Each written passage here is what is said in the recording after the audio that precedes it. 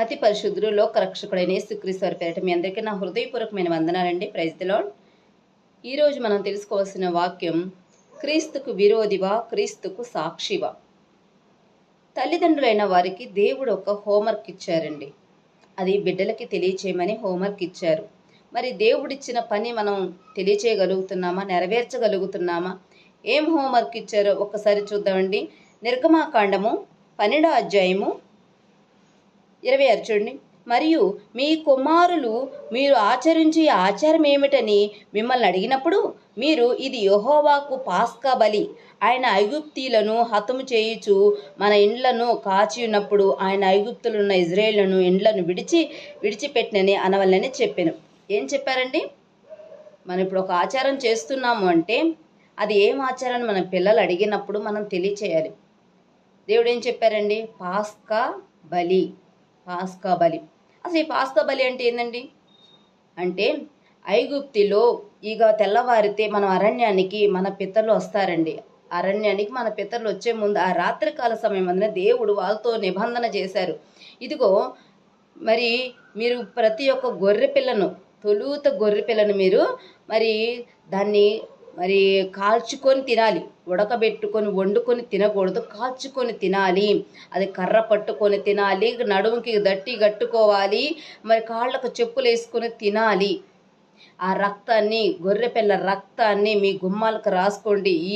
ఈ రాత్రికాల సమయమందు ఇదిగో దేవదూత మరి ఐగుప్తిలోని తొలిచూలు పిల్లలను హతమార్చబోతున్నాడు అన్నప్పుడు వాళ్ళ బలిని, గొర్రె పిల్లను బలిగా అర్పించినప్పుడు ఆ రక్తాన్ని వాళ్ళ గుమ్మాలకు రాసుకున్నారండి. రాసుకున్నప్పుడు ఆ రాత్రికాల సమయం దేవదూత వాళ్ళ ఇళ్లను దాటి వెళ్ళిపోయింది. ఆ రోజు ఇజ్రాయేల్ ప్రజల కోసం, మన పితరుల కోసం బలి అయిన గొర్రె పిల్లే క్రీస్తు అండి. క్రీస్తు అది ఒక ఛాయ, నిజ స్వరూపం కొత్త నిబంధనలో వచ్చింది. ఇదొక ఛాయ రూపంగా మన కొరకు బలి అయిపోయింది. ఒక గొర్రెగా బలి అయిపోయాడు క్రీస్తు. ఆయన రక్తాన్ని కార్చారు. అయితే పిల్లలకి ఎందుకు తెలియచేయాలండి?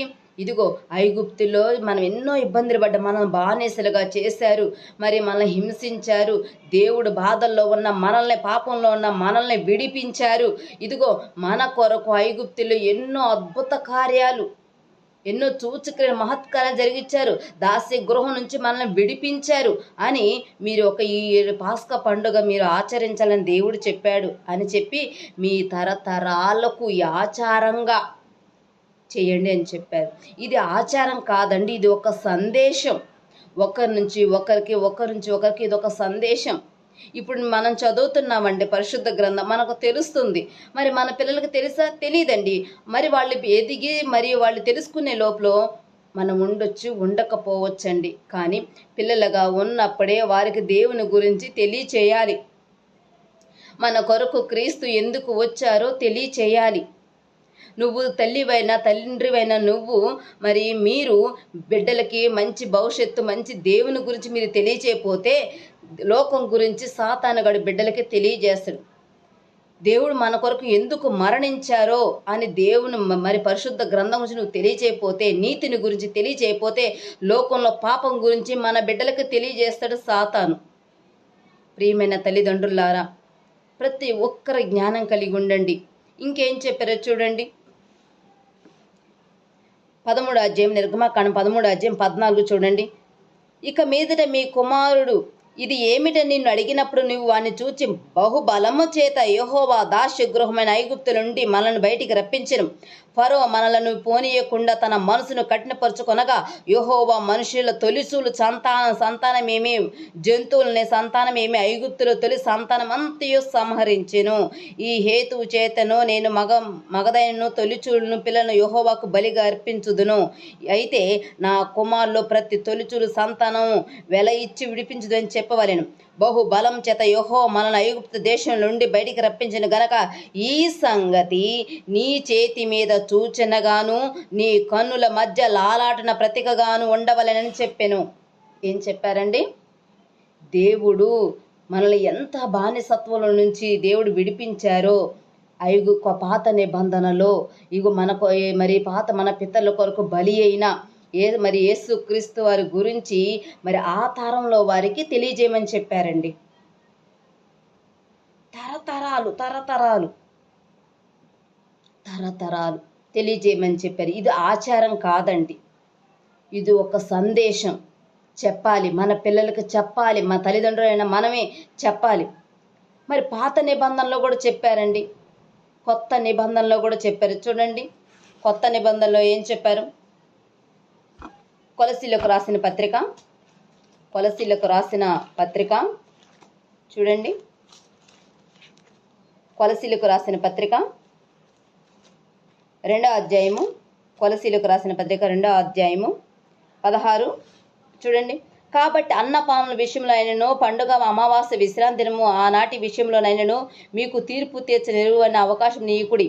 ఇవి రాబో వాటి ఛాయే గాని నిజ స్వరూపం కాదు. పాత నిబంధనలో జరిగిన మరి ఆ బలి ఛాయ రూపం, అది నిజ స్వరూపం కాదు. మరి నిజ స్వరూపం ఎప్పుడు బలిందంటే కొత్త నిబంధనలో మన కొరకు, మన పాపాల నిమిత్తమే బలి అయిపోయాడు యేసుక్రీస్తు వారు. ఆ శిలువ మీద తన విరవబడ్డాడు, తన రక్తాన్ని కాచారు యేసుక్రీస్తు వారు, మన దేవుడు. అది మనకు తెలుసు. పరిశుద్ధ గ్రంథాన్ని చదువుతున్న ప్రతి ఒక్కరికి తెలుసు, వింటున్న మనకు తెలుసు, మన పిల్లలకి తెలియదు. మనం తెలియచేయాలి. ఆ తరం నుంచి ఈ తరం వరకు కూడా, రాబోతున్న తరం వారికి కూడా ప్రతి ఒక్కరు దేవుని గురించి తెలియచేయాలి. ప్రతి ఒక్కరు దేవుని గురించి తెలియచేయాలి. మరి ఇంకేం చెప్పారు చూడండి.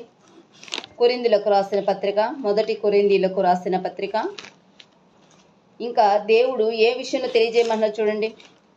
పత్రిక 11వ అధ్యాయం 23. నేను మీకు అప్పగించిన దానిని ప్రభు వలన పొందితేని, ప్రభువైన యేసు తను అప్పగించబడిన రాత్రి ఒక రొట్టెను ఎత్తుకొని కృతజ్ఞతాస్తుతులు చెల్లించి, దీన్ని విరిచి, ఇది మీ కొరకైన నా శరీరము, నన్ను జ్ఞాపకం చేసుకొనుటకై దీనిని చేయడని చెప్పిన. ఆ ప్రకారమే భోజనమైన పిమ్మట ఈ పాత్ర ఎత్తుకొని, ఈ పాత్ర నా రక్తం వలన క్రొత్త నిబంధన, మీరు దీనిలో త్రాగున్నప్పుడల్లా నన్ను జ్ఞాపకం చేసుకొనుటకై దీనిని చేయడని చెప్పాను. చూడండి, అక్కడ పాస్కా పండుగ ఆచరించి మరి తెలియచేయమని చెప్పారు. ఇక్కడ మనమందరం సంఘాల్లో మరి రొట్టె ద్రాక్షరసం తీసుకుంటున్నప్పుడు ఆయన మన కొరకు దేనికి చనిపోయారో, మరి ఆయన భూమి మీదకి ఎందుకు వచ్చారో, పాపంలో నశించిపోతున్న మన కొరకు ఎంత వేదన పడుతున్నారో అది మన పిల్లలకు తెలియచేయాలి. మన పిల్లలకి తెలియచేయాలండి. మన పిల్లలకి తెలియచేయకపోతే ఈరోజు సాతానుగాడు తెలియచేస్తాడు. నీ పిల్లలకు తెలియచేయాలి. ఆ బలిపీఠం మీద ఎందుకు ఆయన బలి అయ్యాడో మన పిల్లలకు తెలియచేయాలి. భేదమేమీ లేదు, అందరూ పాపం చేశారు చెప్పాలి. ఆయన అనుగ్రహించు మహిమను మనం కోల్పోతే ఆ భయంకరము మనము తట్టుకోలేమని చెప్పాలి. తర్వాత పాపంలో వచ్చు జీతము మరణమని చెప్పాలి పిల్లలకి. పాపం వలన వచ్చు జీతము మరణమని చెప్పాలి పిల్లలకి. పాపులను రక్షించుటకు ఆయన యేసుక్రీస్తు భూమి మీదకి వచ్చారని, మన కొరకు మరణించారని, తిరిగి లేచారని తెలియచేయాలి. క్రీస్తులోనే ఉంటానో, క్రీస్తుతో మరి ఆయనతో సంబంధం కలిగి ఉంటాను, కానీ ఆయన ఎందుకు వచ్చారో నువ్వు సాక్షిగా నిలబడలేకపోతున్నావు. ఆయన చెప్పమన్న సాక్ష్యాన్ని నీ బిడ్డలకు తెలియచేయలేకపోతున్నావు. నీ బిడ్డలు పడుకున్నప్పుడు అమ్మా ఒక కథ చెప్పు అని చెప్పినప్పుడు లోకంలో లేని అబద్ధ కథలని చెప్తున్నావే. ఒక అబ్రహాం గురి చరిత్ర, ఇస్సాక్ గారి చరిత్ర, ఈ చరిత్రను ఒక కథగా మలిచి నువ్వెందుకు చెప్పలేకపోతున్నావు? నీ బిడ్డలు అది నేర్చుకుంటారు కదా. నీ బిడ్డల భవిష్యత్తు గురించి ఒక ఆలోచన ఉన్నప్పుడు, నా బిడ్డలు బాగా చదువుకోవాలి, మంచి ఉద్యోగం చేయాలి, గొప్పగా తల్లిగా లోకానుసారంగా ఆలోచించడం కాదు, దేవుని చిత్తానుసారంగా ఆలోచించండి. ఇది నామకార్థం, మనం ఉన్నది నామకార్థం. మన పరదేశంలో మనం వెళ్ళిపోవాలి. ఇది పరాయి దేశం. మన తండ్రి దగ్గరికి వెళ్ళిపోవాలి మనం. మరి భూమి మీద ఎలా నీతిగా బ్రతికితే బాగుంటుందో, ఎలా నిజాయితీగా బ్రతికితే మనం ఇక్కడ భూమి మీద దేవుడు మనకు ఎలా తోడుని తెలియచేయాలి. బిడ్డలకి తెలియచేయాలి. దేవుని గురించి తెలియచేస్తున్నావా? సమయం దొరికినప్పుడు బిడ్డలతో దేవుని గురించి ముచ్చరించడానికి సమయాన్ని ఇస్తున్నారా? బిజీ లైఫ్ అయిపోయింది మంది.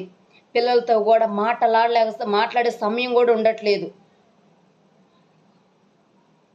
బిడ్డలకి తెలియచేయండి, దేవుని గురించి బిడ్డలకి తెలియచేయండి. ఈ రోజు నువ్వు బిడ్డలకు తెలియచేయట్లేదంటే నీలో సాతాను ఉన్నాడు. ఎందుకో తెలుసా? వాడికి నచ్చదు. ఇంతటితోనే ఈ తరం అంతమైపోయిద్దేమో, దేవుడి గురించి వాళ్ళకి తెలియచేయకుండా ఉంటే ఈ తరం ఇంతటితోనే అంతమైపోయింది, ఈ తరం ఇంతటితోనే అంతమైపోయింది అని వాడు ఆలోచిస్తున్నాడు. అలానే మరి దేవుడితో పాటు నడుస్తూ దేవునిలోని శిష్యులను గొప్ప అగ్రస్థానంలో ఉన్న పేతురు గారు కూడా ఏమన్నారు చూడండి. మత్తయి సువార్త, మత్తయి గారు రాసిన సువార్త, మత్తయి సువార్త చూడండి. మత్తయి సువార్త 5వ అధ్యాయము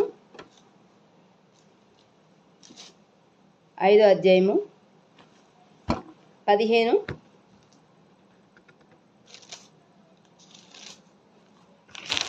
మత్తయి సువార్త చూడండి. మత్తయి సువార్త 16వ అధ్యాయము. మత్తయి సువార్త 16వ అధ్యాయం. దేవుడిలోనే ఉంటున్నాడు. మరి పేతురు గారు దేవునిలోనే ఉంటున్నాడు, దేవునితో పాటే నడుస్తున్నారు. చూడండి 16వ అధ్యాయము 13 చూడండి. యేసు ఫిలదెల్ఫీ అయిన కైసరయ ప్రాంతం వచ్చి మనిషి కుమారుడు ఎవడని జనులను చెప్పుకొనొచ్చురని తన శిష్యుని అడగగా వారు అనగా శిష్యులు కొందరు బాప్తిస్మిచ్చు యోహాననియు, కొందరు ఏలియా అనియు, కొందరు ఇర్మియా అనియు, లేక ప్రవక్తలు ఒకడని చెప్పుకొనుచున్నారని అనగా, అందుకు ఆయన అంటే వాళ్ళు అట్లా అనుకుంటారని చెప్పారు. మరి మీరేమనుకుంటున్నారు అని చెప్పుకొని వారిని అడుగా, అందుకు సీమోను పేతురు, నీవు సజీవుడగు దేవుని కుమారుడు అని క్రీస్తు అని చెప్పాను. అందుకు యేసు, సీమోను బరయోనా, నువ్వు ధన్యుడవు. అంటే నువ్వు దేవుని కుమారుడు అని నేను నమ్ముచున్నాను, నువ్వు క్రీస్తు అని నేను నమ్ముచున్నాను. దేవునితో పాటే నడిచాడు, దేవునిలో ఉంటున్నాడు. నువ్వు దేవుని కుమారుడు నమ్ముచున్నాను అనగానే బరయోనా, నువ్వు ధన్యుడవు అన్నారు. కానీ ధన్యుడు అన్న దేవుడు అంటే దేవునిలో ఉన్నప్పుడు, దేవుణ్ణి ఏందో గ్రహించుకున్నప్పుడు నువ్వు ధన్యుడివే. కానీ దేవుని చిత్తాన్ని నువ్వు తెలుసుకున్నప్పుడు నువ్వు ధన్యుడివా సాతానివా? నీలో ధన్యుడిని చూస్తున్నారా, దేవుడు సాతాను చూస్తున్నారా? చూడండి, అదే మత్తయి సువార్త 16వ అధ్యాయము 23. అయితే ఆయన పేతురు వైపు తిరిగి చూసి, అంటే దానికన్నా 22 చూడండి. పేతురు 21 చూడండి. అప్పటి నుండి తాను యెరూషలేమునకు వెళ్ళి పెద్దల చేతనో ప్రధాన యాజకుల చేతనో శాస్త్రుల చేతనో అనేక హింసలు పొంది చంపబడి 3వ దినమున లేచుట అగత్యమని యేసు తన శిష్యులకు తెలియజెప్ప మొదలుపెట్టగా పేతురు ఆయన చేపట్టుకొని, ప్రభా, ఇది నీకు దూరమగునుగాక అని నీకెన్నెను కలుగుదని ఆయనను గద్దింపసాగాను. అయితే ఆయన పేతురు వైపు తిరిగి, సాతానా, నా వెనుక పొమ్ము, నీవు నాకు అభ్యంతరం కారణమై ఉన్నావు. నీవు మనుషుల సంగతులే అతనుచున్నావు గాని దేవుని సంగతులను తలంపక ఉన్నావని పేతురుతో చెప్పాను. అక్కడేమో బరయోనా ధన్యుడి అన్నారు, ఇక్కడ సాతానా పొమ్ము అన్నారు. దేవునిలోనే ఉన్నారు పేతురు, దేవునితో పాటు నడుస్తున్నాడు, కానీ దేవుని చిత్తాన్ని ఎరగక ఉన్నాడు. మరి ఎడకొచ్చరికి దేవుని చిత్తాన్ని నెరవేర్చడానికి చూస్తుంటే సాతాను ఏం చేస్తుంది? పేతురులో ఉండి, నువ్వు ఈ చిత్తాన్ని నెరవేర్చడానికి వీల్లేదు, ఇది నీకు రావద్దు. ఎందుకు? సర్వ మానవాళి కోసం ఆయన బలి అవ్వాలి, ఆయన రక్తాన్ని కార్చాలి, ఆయన శరీరం శిలువ మీద విరవాలి. ఈరోజు మనం తింటున్న రక్తము రొట్టె ఆయన శరీరం, ఆయన రక్తము. అది మనం పానం చేస్తున్న ప్రతిసారి మనం జ్ఞాపకం చేసుకోవాలి ఆయన గురించి, ఆయన శిలువను గురించి. ఆయన మన కొరకు ఎంత శ్రమ పడ్డారో, ఎంత వేదన పడి ఎందుకు వచ్చారు భూమి మీదకి అని మనం జ్ఞాపకం చేసుకోవాలి. అయితే ఈరోజు తల్లిదండ్రులుగా మనం మన పిల్లలకు సువార్త ప్రకటించట్లేదు, అంటే దేవుని తెలియజేయట్లేదు, అంటే తెలియచేయనివ్వట్లేదు. వాడు సాతాను నీలో ఉండి బిడ్డలకి మంచి నీతి వాక్యాలను చెప్పనివ్వట్లేదు, నీతిని గురించి తెలియజేయనివ్వట్లేదు. ఎప్పుడు లేస్తే చదువుకో చదువుకో చదువుకో, జాబ్ రావాలి, ఇదిగో ఇది అది అని చెప్పేసి మన లోకానుసారం ఆలోచనలు ఆలోచిస్తున్నాం. కానీ దేవుని చిత్తాన్ని బిడ్డలకి తెలియజేస్తున్నామా? ఈరోజు మనం దేవుని చిత్తానికై మనం బ్రతకాలి, దేవుని చిత్త ప్రకారంగా బిడ్డల్ని పెంచాలి. గర్భఫలం యెహోవా ఇచ్చు బహుమానము. ఈ తరములోనైనా ఇదిగో ఈ నా కుమారుడు వెళ్ళి నశించిపోతున్న తన సహోదరుని రక్షిస్తాడేమో అని అన్నప్పుడు అలా తరతరాలు ఒకరి నుంచి ఒకరికి వస్తుంటే, మరి వచ్చిన నువ్వైనా నీ బిడ్డలకి తెలియచేయాలి కదా దేవుని గురించి. వారి బిడ్డలకు తెలియచేయాలి కదా, తరతరాలు దేవుని గురించి తెలియచేయాలి కదా. ఆయన ప్రతి ఒక్కరి కొరకు, రాబోతున్న తరాల కొరకు కూడా మరణించారు, రక్తాన్ని కార్చారు. మీరు క్వశ్చన్ వేయొచ్చు, అదేంటి మేము వచ్చాం పాపమే చేయలేదు మేము మరణించాము అంటే, చూడండి అందరూ పాపం చేశారు, ఏ ఒక్కరు నీతిమంతులు లేరు, అందరూ పాపంలోనే పడిపోయారు. చూడండి ఇప్పుడు డెంగ్యూ జ్వరం వస్తుందని, టైఫాయిడ్ వస్తుందని, కరోనా వస్తుందని వచ్చినప్పుడు ట్రీట్మెంట్ స్టార్ట్ చేయరండి.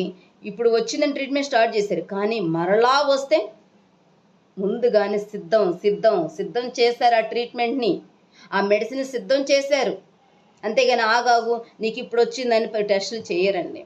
మరలా ఇదే రిపీట్ అయినప్పుడు, అంటే నువ్వు మరలా పాపం చేసావంటే నీ కొరకు ఆయన మరణించారు అని నువ్వు నమ్మాలి, నీ కొరకు రక్తాన్ని కార్చారని మీరు నమ్మాలి. నీతిమంతుల కొరకు దేవుడు రాలేదు, పరిశుద్ధుల కొరకు రాలేదు, అనారోగ్యవంతుల కొరకు వచ్చారు ఆయన, పాపంలో పడిన కొరకు వచ్చారు ఆయన. ఒకవేళ నేను పాపం చేయని మరి ఆయన నా కొరకు రక్తం కార్చని నువ్వు నీతిగా బ్రతకాలి, భూమి మీద నీతిగా బ్రతికినప్పుడు నీ కోసం కాదు, నశించిపోతున్న వారి కొరకు, పాపంలో ఉన్న వారి కొరకు ఆయన రక్తాన్ని కార్చారు. నేను పాపం చేయలేదు కదా, నా కొరకు ఎలా కార్చి, నువ్వు పాపం చెయ్యకు, భూమి మీద బ్రతికినంతకాలం నీతిగా నిజాయితీగా యథార్థవంతుడిగా నువ్వు బ్రతకు. నీ కోసం కాదు, నశించిపోతున్న వారి కొరకు ఆయన వచ్చారు, పాపల కొరకు వచ్చారు, అనారోగ్యవంతుల కొరకు ఆయన వచ్చారు. కానీ మన బిడ్డలకు నీతిగా ఎలా బ్రతకాలో తెలియచేయాలి. ప్రియమైన తల్లిదండ్రులారా, నీ కుటుంబం అంతా సంఘంలో కనబడాలి, విశ్రాంతి దినంలో నీ కుటుంబం ప్రవేశించాలి, నీ బిడ్డలకు తెలియచేయాలి.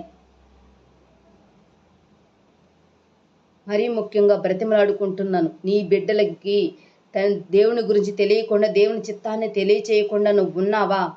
ఈరోజు నీ బిడ్డల లోకంలో పడిపోయారంటే అది మనదే తప్పు, మనదే. దేవుడిచ్చిన కరెక్ట్ అయిన హోంవర్క్ మనం చేయలేదు, కరెక్ట్గా దేవునికి సాక్షులుగా మనం ఉండలేదు. మన పవిత్రులుగా ఉండమని చెప్పారే కానీ అపవిత్రులుగా ఉండమని దేవుడు చెప్పలేదు.